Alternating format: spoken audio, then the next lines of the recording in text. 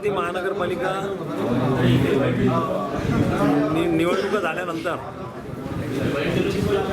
महायुतीमध्ये असल्यामुळे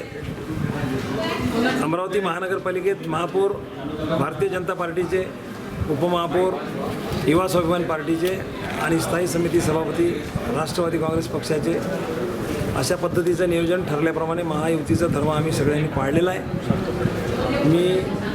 या राज्याचे मुख्यमंत्री आदरणीय देवेंद्रजी फडणवीस साहेब, राज्याचे उपमुख्यमंत्री आमच्या सुनेत्राताई पवार, दुसरे उपमुख्यमंत्री आदरणीय एकनाथजी शिंदे साहेब, युवा स्वाभिमानचे सन्माननीय अध्यक्ष आमदार रोहिभाऊ राणा आणि आमचे सन्माननीय नेते राष्ट्रवादी काँग्रेस पक्षाचे संजयभाऊ खोडके साहेब, आमचे आमदार सुलभाताई खोडके, संजयभाऊ खोडकेंचा माझ्यावरती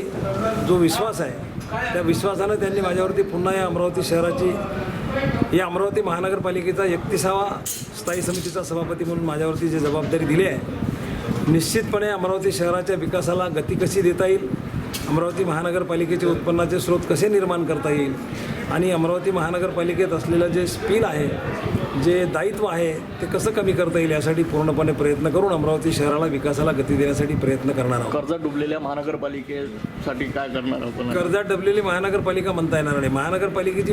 प्राप्त परिस्थिती ही अशाच पद्धतीची अनेक वर्षापासून आहे, परंतु त्यातूनही मार्ग काढून अमरावतीला उत्पन्नाचे स्रोत निर्माण करून महानगरपालिकेचं जे दायित्व आहे ते किती कमी करता येईल, स्पिल कसा कमी करता येईल यासाठी या वर्षाचा अर्थसंकल्पामध्ये भाग घेण्याची जी संधी मिळाली आहे, निश्चितपणे अमरावतीला विकासाला दिशा देण्यासाठी काम करणार आहे. परंतु ही जे मला संधी प्राप्त करून दिली आमचे आदरणीय, माझं दैवत आदरणीय संजय खोडके साहेबांनी खऱ्या अर्थानं या महायुतीच्या धर्मात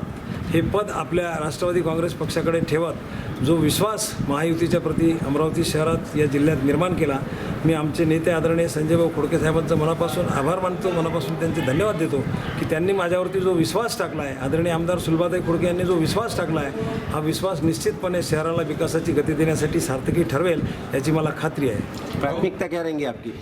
प्राथमिकता यही रहेंगी कि अमरावती महानगरपालिका के जो उत्पन्न के स्रोत है उसको कैसा बढ़ाना, क्योंकि स्थायी समिति का एक विषय ऐसा है कि यहाँ पर अर्थसंकल्पीय जो तरतूदी दी जाती है उसको किस पद्धत से अमरावती का महानगरपालिका में जो स्पिल है वो स्पिल कम करके अमरावती को विकास की गति कैसी देना, उस पर ज़्यादा से ज़्यादा भर रहेगा. आरोग्य, एजुकेशन